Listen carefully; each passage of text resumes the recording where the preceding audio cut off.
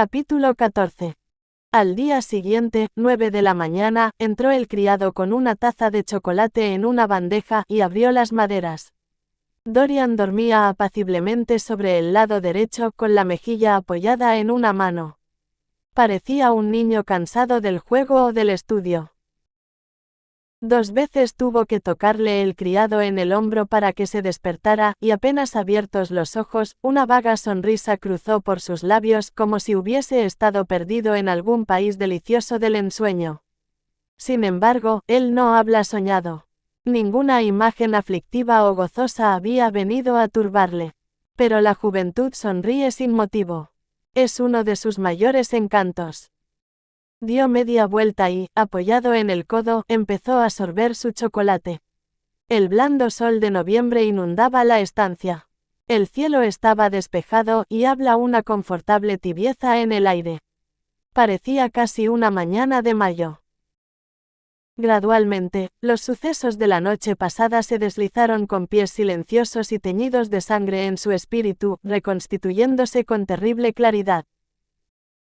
Estremecióse al recuerdo de todo lo que había sufrido, y durante un momento volvió a apoderarse de él aquel extraño sentimiento de odio contra Basil Hallward, que le había invadido la noche antes, al verle sentado enfrente del cuadro, y que le impulsara irresistiblemente a matarlo. Un calofrío le sacudió todo el cuerpo. Arriba continuaría el cadáver, iluminado ahora por el sol. ¡Qué espantoso era todo aquello! Semejantes horrores estaban hechos para la oscuridad, no para la luz del día.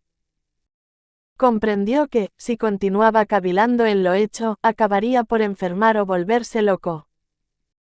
Había pecados cuya fascinación más estaba en el recuerdo que en la comisión de ellos, singulares triunfos que halagan el orgullo más que las pasiones, y dan a la inteligencia un vivo sentimiento de gozo, mayor que el que procuran, o pueden procurar nunca, a los sentidos. Pero este no era uno de ellos. Era algo que debía apartarse enseguida del espíritu, ser narcotizado con adormideras, estrangulado a fin de que no le estrangulara a uno. Al dar la media se pasó la mano por la frente y, levantándose luego apresuradamente, se vistió con más esmero aún que de costumbre, eligiendo cuidadosamente la corbata y el alfiler con que había de prenderla, y cambiando más de una vez de sortijas. También empleó un buen rato en almorzar, probando de todos los platos, hablando con su ayuda de cámara de la nueva librea que tenía en proyecto para sus criados de Selby, y abriendo las cartas recibidas. Algunas de ellas le hicieron sonreír.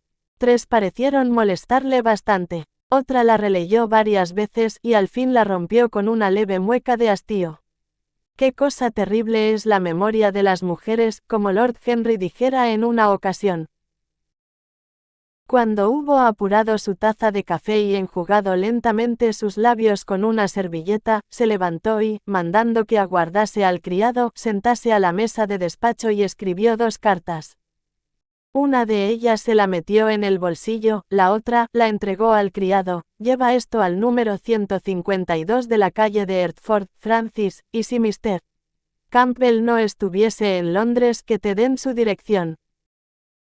En cuanto se quedó solo, encendió un cigarrillo, y maquinalmente se puso a dibujar sobre una hoja de papel, trazando primero flores, motivos arquitectónicos después, y al fin perfiles humanos. De pronto, observó que todas las caras que dibujaba parecían tener una fantástica semejanza con Basil Hallward. Frunciendo el ceño, se levantó y fue a la librería a coger al acaso un volumen.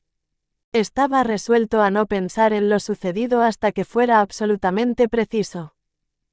Una vez echado en el diván, miró el título del libro.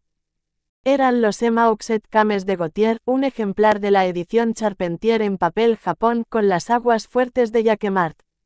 Estaba encuadernado en piel VCR de limón, estampada con un enrejado de oro, y unas granadas minúsculas. Adrian Singleton se lo había regalado. Volviendo las hojas, tropezó su vista con la poesía sobre la mano de la Zener, la helada mano amarilla, du supplice encore mal y ave, con su vello rojizo y sus dedos de fauno. Instintivamente, se miró los dedos, afilados y blancos, estremeciéndose ligeramente a pesar suyo. Continuó hojeando el volumen, hasta que llegó a aquellas deliciosas estancias sobre Venecia. Sur une gamme chromatique, le sein de perles ruisselant, la Venus de l'Adriatique sort de aio son cops rose et blanc. Les domes, sur la sur de ondes suivant la frase au pur contour, se'n fent comete de gories rondes que souleve un soupir d'amour. Les qui favorde et me depose, jetant son amarre au pilier, devant tous se façade rose, sur le marbre d'un escalier. ¡Qué exquisitas eran! Leyéndolas, parecía bajarse flotando por los verdes canales de la ciudad de rosa y de nácar, sentado en una góndola negra con proa de plata y cortinas arrastrando sobre el agua. Las simples líneas de los versos le recordaban estas estelas azul turquesa que se dejan detrás al acercarse al lido. Los destellos súbitos de color le traían a la memoria el relámpago de iris y ópalo de los pájaros que revoloteaban en torno del campanil, color de panal, o pasean con gracia tan solemne bajo las umbrosas y polvorientas arcadas. Reclinado en el diván y entornando los ojos, se repetía una y otra vez, devant una façade rose, sur le marbre d'un escalier. Toda Venecia estaba en estos dos versos. Recordó el otoño que había pasado allí, y un amor maravilloso que le arrastrara a toda suerte de deliciosas locuras. Habían conservado el fondo propio a lo novelesco, y, para el verdadero romántico, el fondo lo es todo, o casi todo. Basil había pasado con él parte del tiempo, y se había vuelto loco con el Tintoretto. Pobre Basil, qué muerte espantosa, suspiró, y volviendo al volumen trató de olvidar.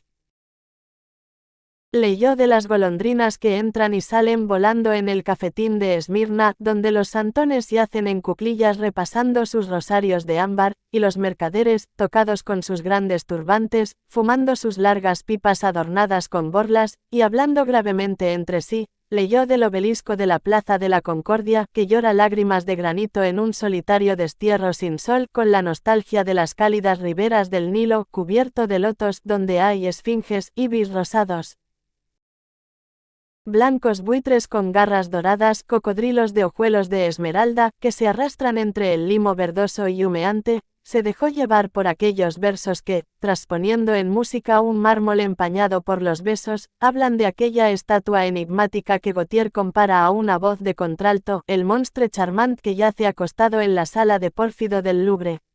Pero, al cabo de unos momentos, le cayó de las manos el libro. Se sentía nervioso, y un horrible acceso de miedo se apoderó de él. ¿Y si Alan Campbell no se encontrase en Inglaterra? Tendrían que pasar varios días antes de que pudiese estar de vuelta. Eso si accedía a venir, que no era seguro. ¿Qué hacer entonces? Cada instante era de una importancia vital. Ellos habían sido muy amigos en otro tiempo, 5 años antes, casi inseparables, realmente. Luego, la intimidad se había roto bruscamente. Ya, cuando se encontraban en sociedad, Dorian Gray era el único de los dos que sonreía, jamás Alan Campbell. Este era un hombre joven, muy inteligente, a pesar de su escaso sentido de las artes plásticas, y de su afición, igualmente moderada, y esa inculcada por Dorian, a la belleza literaria. Su pasión dominante era la ciencia. En Cambridge se pasaba la mayor parte del tiempo en el laboratorio, y a fin de curso había siempre conseguido el máximo de puntos en ciencias naturales. Luego, había continuado fiel al estudio de la química, y tenía un laboratorio particular, en el que acostumbraba a encerrarse todo el día, con gran desesperación de su madre, que se había hecho la ilusión de verle en el Parlamento y tenía una vaga idea de que un químico era un hombre que hacía retas. No obstante, era un músico excelente, y tocaba el piano y el violín mejor que la mayoría de los aficionados. Realmente, la música había sido el punto de partida de su amistad con Dorian, la música, y esa indefinible sugestión que Dorian parecía ejercer cuando se lo proponía, y que hasta sin darse cuenta ejercía muchas veces. Se habían conocido en casa de Lady Berkshire, una noche que tocaba allí Rubinstein, y desde entonces, siempre se les veía juntos de la ópera y dondequiera que se hacía buena música. Año y medio duró esta intimidad. Campbell estaba siempre en Selby Royal o en la plaza de Grosvenor. Para él, como para tantos otros, Dorian Gray era el arquetipo de cuanto había de extraordinario y de fascinador en la vida. Nadie supo nunca si habían tenido entre sí algún motivo de disensión y habían reñido, pero el caso es que la gente observó que ya apenas cruzaban la palabra al encontrarse y que Campbell no tardaba en irse de toda reunión en que estaba Dorian. Además, parecía haber cambiado, sufría de cuando en cuando extrañas melancolías, había perdido casi su afición a la música, y nunca quiso volver a tocar en público, dando como excusa, cuando le instalaban a ello, que sus estudios científicos le absorbían de tal modo que no le dejaban tiempo de hacer dedos. Y esto, realmente, era cierto. Cada día parecía interesarse más en la biología y su nombre apareció una o dos veces en algunas revistas científicas asociado a ciertos curiosos experimentos. Este era el hombre a quien aguardaba Dorian. A cada momento miraba el reloj. A medida que pasaban los minutos crecía su agitación. Ahí Finn tuvo que ponerse en pie y pasear de arriba a abajo por la estancia como una hermosa fiera enjaulada. Su paso era vacilante. Sus manos estaban heladas. La incertidumbre se hacía intolerable. Le parecía que el tiempo se arrastraba con pies de plomo, mientras el viento maligno le empujaba a él hacia el borde de un negro abismo. Sabía lo que allí le esperaba, lo veía, y, estremeciéndose, se apretaba con manos húmedas los párpados quemantes, como si quisiera privar de la vida a su mismo cerebro y volver las pupilas a su cueva. Era inútil. El cerebro tenía su propio alimento en que cebarse, y la fantasía, que el terror tornaba grotesca, se contorsionaba y retorcía como un ser vivo, bailaba como un maniquí repugnante sobre un tablado, y gesticulaba atrozmente. Luego, de pronto, detúvose el tiempo. Sí, aquella cosa ciega y jadeante cesó de arrastrarse, y horribles pensamientos, una vez muerto el tiempo, acudieron corriendo y sacaron de su tumba un futuro espantoso que le mostraron. Quedó sin poder apartar de él los ojos. El mismo exceso de horror le convirtió en piedra. Al fin la puerta se abrió y entró el criado. Dorian volvió hacia él los ojos vidriosos. Mr. Campbell, señor, anunció el ayuda de cámara. Un suspiro de alivio brotó de sus labios secos y el color volvió a sus mejillas. Que pase enseguida, Francis. El acceso de cobardía había pasado. Se sentía ya otro hombre. El criado saludó, retirándose. Un instante después, entraba Alan Campbell, muy serio y muy pálido, acentuada aún más su palidez por el cabello negrísimo y las cejas oscuras. Gracias, Alan, gracias por haber venido. No pensaba volver a poner los pies en tu casa, Gray.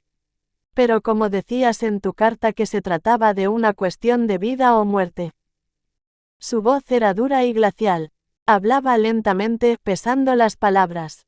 Había un no sé qué de desprecio en la mirada firme y escrutadora que fijaba en Dorian. Conservaba las manos en los bolsillos de su gabán de astracán, sin parecer haber advertido el ademán efusivo de Dorian. Sí, es una cuestión de vida o muerte, Alan, y no para mí solo. Siéntate. Campbell se sentó en una mesilla, junto a la mesa, y Dorian enfrente. Los ojos de ambos se encontraron. En los de Dorian había una infinita compasión. Sabía que lo que iba a hacer era horrible. Al cabo de unos penosos momentos de silencio, se inclinó hacia adelante, y dijo, muy despacio, pero acechando el efecto de cada palabra sobre el rostro del recién llegado. Alan, en una habitación cerrada que hay arriba, habitación en que solo yo entro, hay un hombre muerto sentado junto a una mesa. Hará unas 10 horas que ha muerto. No te muevas, ni me mires de ese modo. ¿Quién es ese hombre, por qué y cómo murió, son extremos que no te conciernen? Lo que es preciso que hagas. Basta, Gray. No quiero saber más. Si lo que me has dicho es o no cierto, allá tú. Me niego terminantemente a intervenir de nuevo en tu vida. Guarda para ti tus horribles secretos. No me interesan ya. Pues tendrán que interesarte, Ahan. Por lo menos. Lo siento infinito por ti, Alan, pero no tengo otro remedio. Tú eres el único hombre que puedes salvarme y me veo obligado a acudir a ti.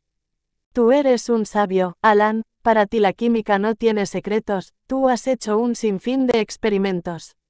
Lo que tienes que hacer ahora es destruir ese cuerpo que está arriba. Destruirlo por completo, sin que quede el menor vestigio de él. Nadie lo vio entrar en la casa. Todo el mundo le supone a estas horas en París. Antes de que se advierta su desaparición pasarán meses. Y, para entonces, no debe quedar aquí huella de Dee. Tú, Alan, es preciso que lo conviertas, a él y cuanto a él pertenece, en un puñado de cenizas que yo pueda fácilmente aventar. ¿Estás loco, Dorian? Ah, esperaba que me llamases Dorian.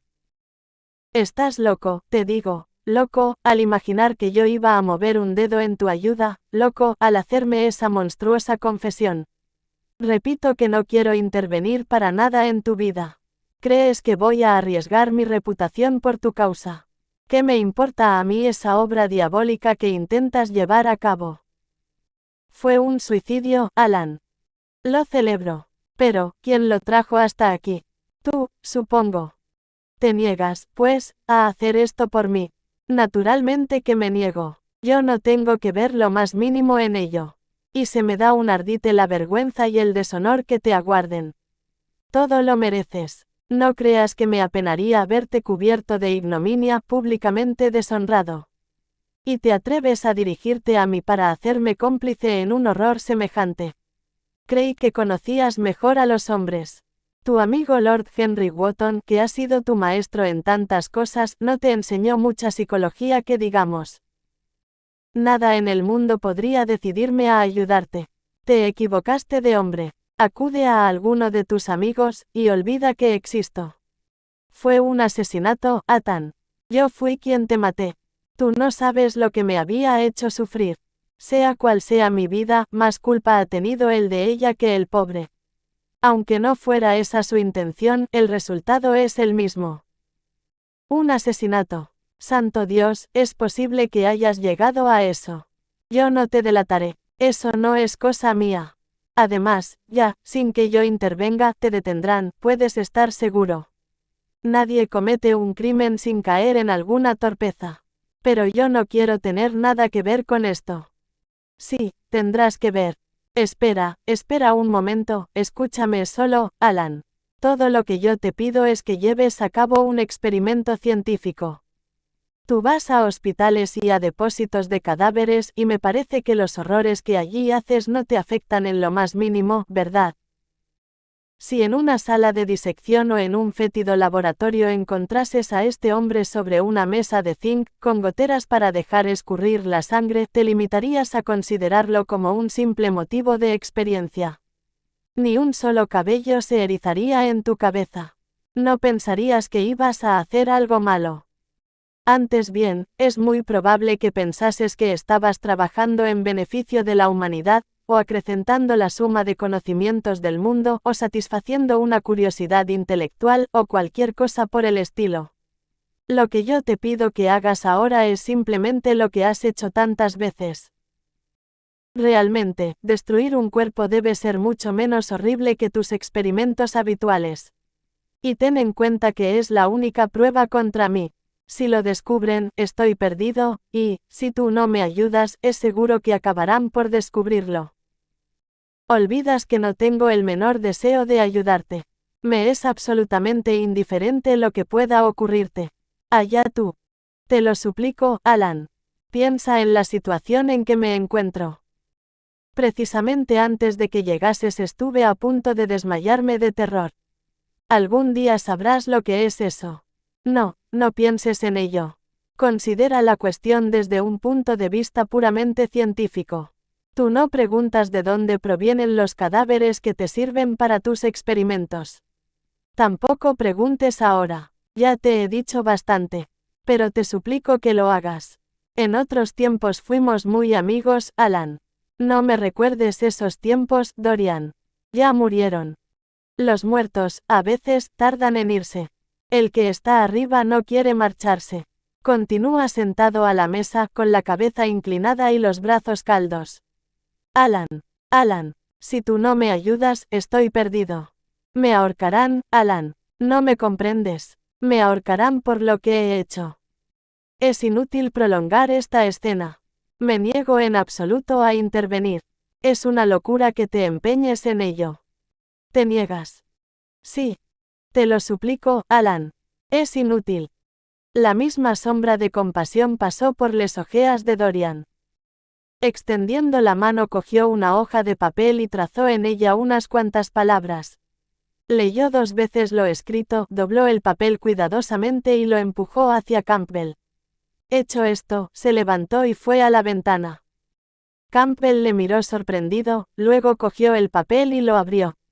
A medida que leía su rostro iba poniéndose lívido. Al terminar, desplomóse en la silla. Una horrible sensación de malestar se apoderó de él. Le parecía como si su corazón latiese descompasadamente en él. Vacío.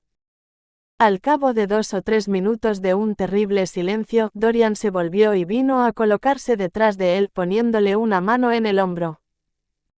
Lo siento infinito, Alan, puedes creerme, murmuró, pero tú no me has dejado otra alternativa. Ya tenía escrita una carta. Aquí está. Mira la dirección. Si tú no me ayudas, la enviaré a su destino. Ya sabes cuál será el resultado. Pero tú me ayudarás, ¿verdad? No es posible que ahora te niegues. Yo no quería recurrir a esto.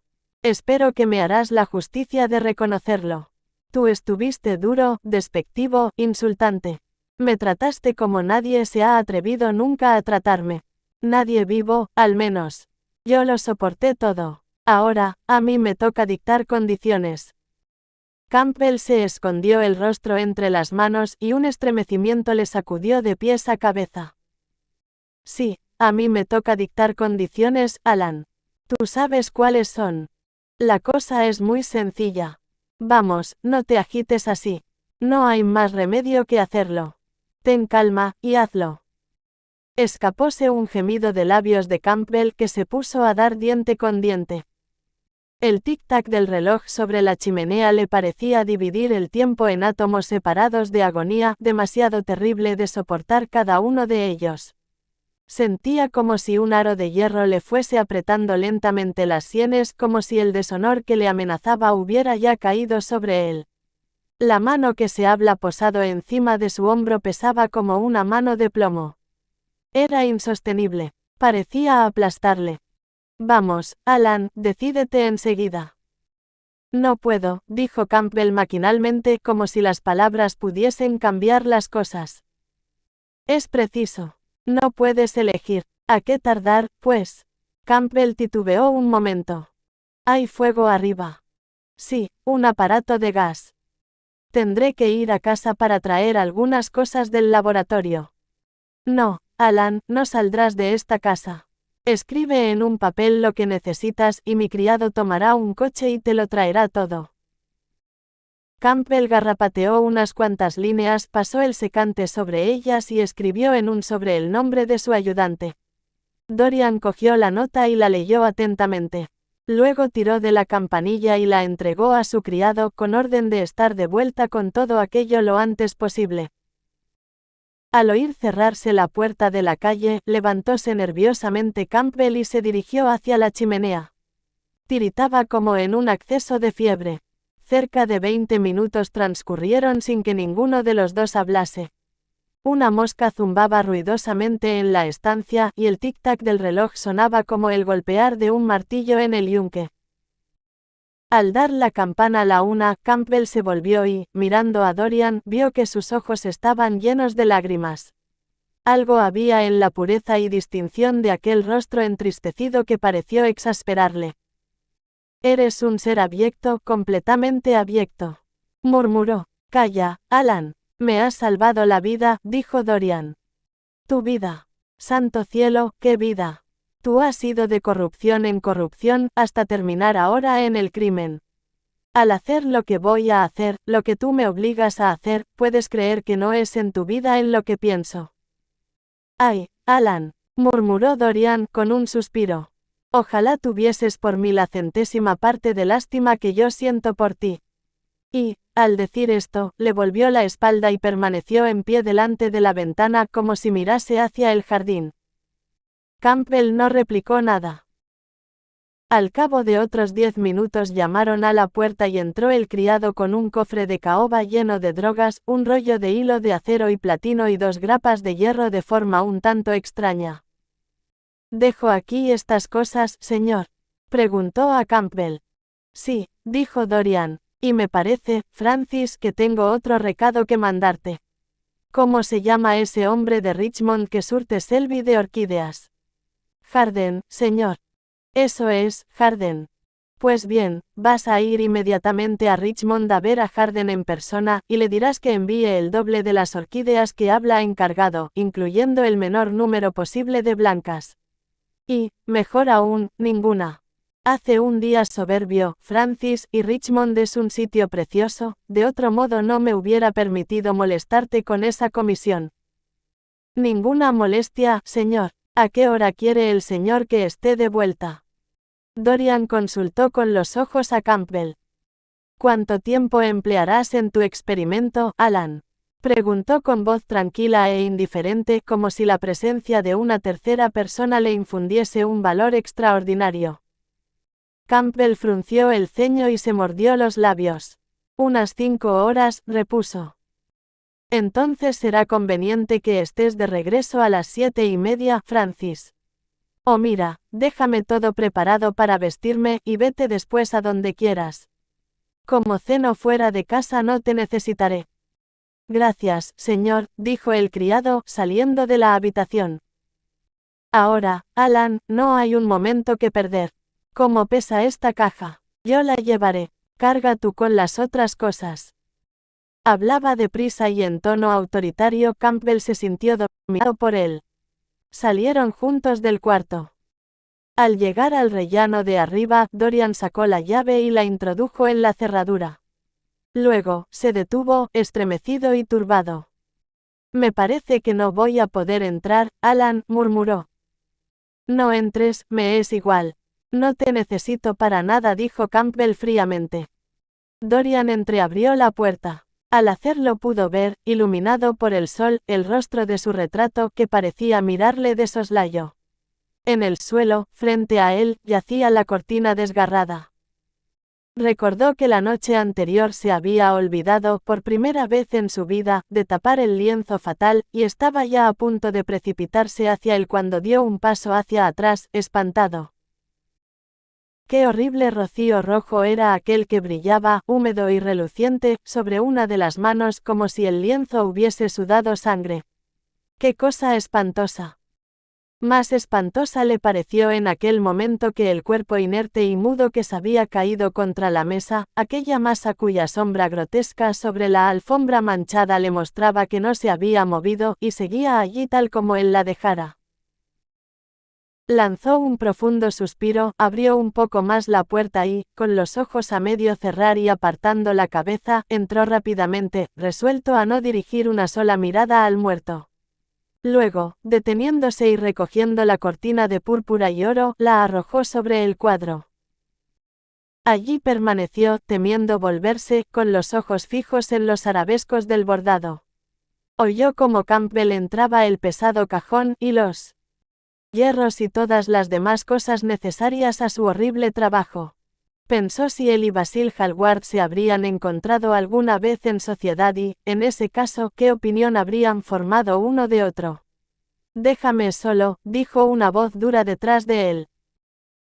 Dio media vuelta y salió apresuradamente, habiendo solo entrevisto el cadáver, echado ahora hacia atrás sobre el respaldo de la silla, y a Campbell examinando aquel rostro amarillo y luciente. Al bajar la escalera oyó girar la llave en la cerradura. Bastante más de las 7 eran cuando Campbell entró de nuevo en la biblioteca. Estaba pálido, pero muy tranquilo. Hice lo que me pediste que hiciera, murmuró. Adiós, pues. Y ojalá que no volvamos a vernos. Tú me has salvado de la ruina, Alan. Jamás lo olvidaré, dijo Dorian simplemente. Apenas hubo salido Campbell, subió. Había un espantoso olor a ácido nítrico en la habitación. Pero aquella cosa sentada a la mesa había desaparecido.